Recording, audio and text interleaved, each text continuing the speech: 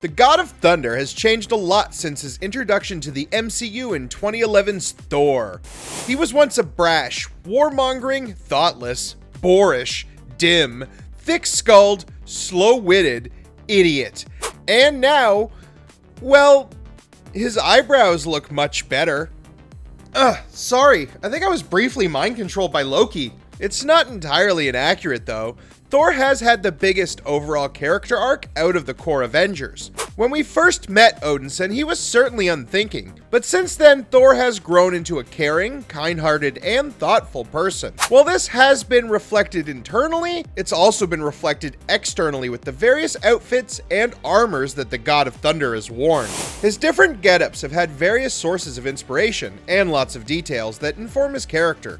Plus, he has a tumultuous, on-again, off-again relationship with sleeves. I'm Chris Goodmakers with ScreenRant, and this is the evolution of Thor's outfits.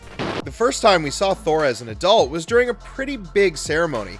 His dad, the incredibly powerful Allfather Odin, has decided to finally buy that boat and hand the family business over to his son. Yes, I know the family business is being a king, but I stand by what I said.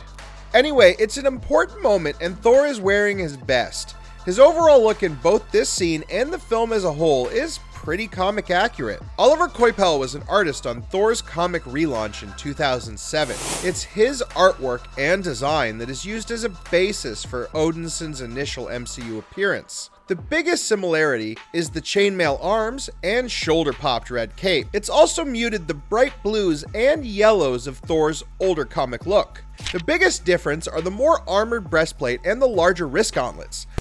There is also the matter of Thor's helmet, which he wears for 2 seconds in this whole film. It's a terrible shame because this initial winged helm is actually pretty amazing looking. It invokes Thor's comic headgear, but the silver metal wings give it a real dynamic flair. Thor wears only one other helmet throughout the entire franchise so far, and this is the best looking of the pair. When it comes to MCU Thor, the biggest difference from his comic self is his distaste for a clean-shaven face. I can relate. While the Thor of the core 616 universe wears a beard from time to time, he is more often than not clean-shaven. Hemsworth's hairy face is closer to his ultimate Marvel incarnation. This will not be the last feature borrowed from his ultimate counterpart. It's time for our very first box office breaking team up for the Marvel Cinematic Universe. Of course, since it's the first Avengers movie, now is a perfect time for Thor to take the rest of the team on a special trip to the gun show! So begins MCU Thor's sleevelessness. His outfit also has some dramatic changes. First off, his pants are much brighter blue, which is closer to his classic Jack Kirby drawn appearance. In fact, there's a lot of Kirby in this getup. The lack of sleeves goes back to the original design, as does his red bracers. The other side of influence in this design is Bryan Hitch's Ultimate Thor. The Avengers and the MCU as a whole owes a lot to Hitch and Millar's The Ultimates, and Thor's no different. There's the beard, which will be taken as a given from now on. Hemsworth's Thor has yet to have a clean-shaven face like his comic counterpart. There's also the lack of cape and silver and blue chest plate, which also carries over 6 circle designs very common in most Thor outfits. Of course, at the film's climax, Thor restores the bright red cape and chainmail sleeves in a very dramatic moment, though sadly he still leaves the helmet behind. Just let me see the helmet, Marvel! I want to see the helmet! Give it to me! Much like the film itself, Thor's outfit in the Dark World is pretty unremarkable and standard. He's mostly back in his 2011 look with some minor alterations. His long red cape now attaches directly at the top circles on his armor. This makes the shoulder peaks less pronounced. The Dark World was the beginning of a litany of personal tragedies for Thor. First with the death of his mother, and then the supposed loss of his estranged brother Loki. At least he still had his dear old dad. Hey! Thor's back on Earth and back amongst his super-heroic peers. So that can only mean one thing. It's bare arm time, baby. Yes, it's suns out, guns out for Thor Odinson. Even in the snowy Sokovian forest, the God of Thunder has his big arms out as he swings his hammer. The rest of his outfit is pretty similar to his last standalone appearance, though it now looks more worn from use. Many eagle-eyed fans have also noticed that Thor now has a single black braid in his hair. There has been a popular fan theory for years that this is actually a single lock of Loki's own hair braided into his own. In actuality, this is a string commonly used to tie a strand of hair into a single lock. There's a brief shot of the same string in Thor's hair at the beginning of the Dark World, before Loki's supposed death. Beard and hair lacers were common amongst Norse men and women of the age, and are still common amongst men who own microbreweries. It's just a little bit of reinforcement of Thor's influence on ancient Norse culture. Still a hot look though. I'd put one in my beard if I owned a microbrewery. Thor's back again, and he has a brand new snarky sense of humor, courtesy of New Zealand filmmaker Taika Waititi. The initial outfit we see Odinson in is decidedly less flashy than all his previous outfits. His chest armor is now a simpler leather design. It looks closer to classic Roman armor as opposed to anything Norse. It's a subtle foreshadowing of the gladiatorial combat Thor will soon find himself in. His cape is much darker red, and his beard is the fullest it's ever been. At the start of Ragnarok, Thor has been traveling all across the galaxy in search of the truth behind his visions and the Infinity Stones. Thor is favoring practicality over style. Even his cape, which has always had some kind of lift, now sits completely flat on his shoulders. It's also now attached to a shoulder harness and a single brooch-like clip, again echoing more of a Roman influence. The outfit becomes even more Roman when he reaches Sakaar. By this point, the brooch and the strap have been replaced by two more familiar circle plates. His cape becomes even more of a centurion-like cloak, now only attached by one shoulder and reduced significantly in size. After a traumatic haircut, the God of Thunder is ready for battle in the grand arena of Sakaar. He made a few notable alterations to his armor, choosing to augment it with light blue plating on the right leg and left shoulder. He also has alien symbols painted on his chest, as well as the red face paint. And he finally gets to wear a helmet while fighting someone.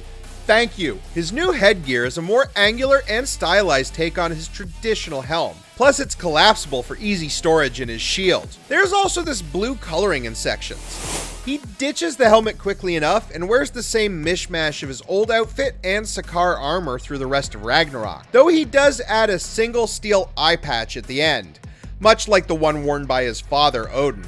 His new look in Avengers Infinity War is like the film itself, very dark. He's back to having the 6 circles. His whole chest piece looks far more alien and technological than his Norse armor has ever been. It's got the same kind of multiple plate design more commonly seen on Hawkeye. The cape is completely gone, and there's nary a splash of blue anywhere. There is, however, a newly included high collar that offers some protection to his neck.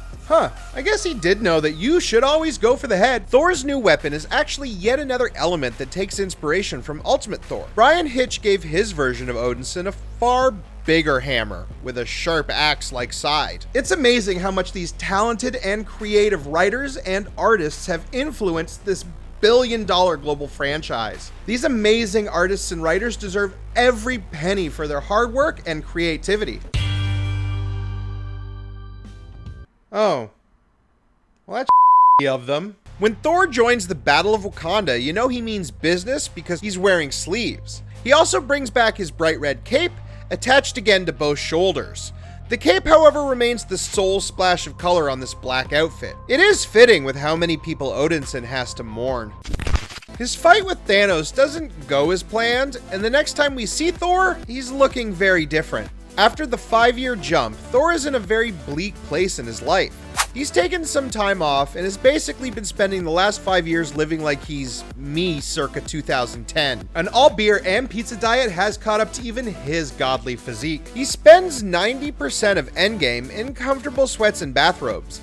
It's like if the dude was a member of the Avengers. He does make it a point to dress a little nicer for his final showdown with Thanos, however. His outfit for the final battle retains most of the same elements as his Infinity War armor, though it's been let out at the waist quite a bit. Other than it generally being larger, there are some slight variations in the design on the circles. It's also really nice of that lightning bolt to braid his hair and beard.